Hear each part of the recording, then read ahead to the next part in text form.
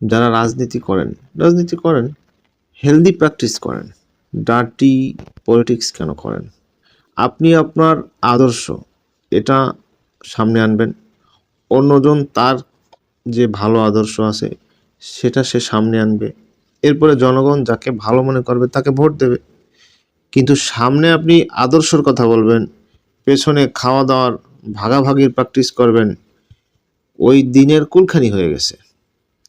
এই বাংলাদেশে আমাদেরকে এগিয়ে যেতে হলে এবং বাংলাদেশকে এগিয়ে নিতে হলে সকল প্রকার অন্যায়কে, দুর্নীতিকে, দুঃশাসনকে না বলতে আজকে থেকে শুরু করতে হবে।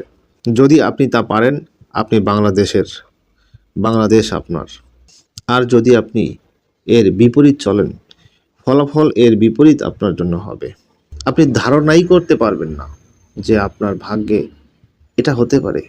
কারণ কোনো জুলুমের, কোনো খারাপের শেষ পরিণতি কখনো ভালো হয় না। আল্লাহ তাআলা জালেমের সাথে নাই, আল্লাহ তাআলা জালেমের সাথে থাকেন না।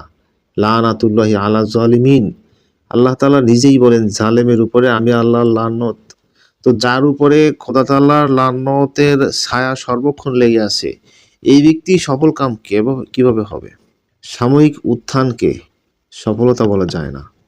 সাময়িক উত্থান অনেক মানুষের পৃথিবীতে, অনেক জালেমের, অনেক স্বৈরাচারের পৃথিবীতে হয়েছে, কিন্তু তারা কি সফল কাম নয়।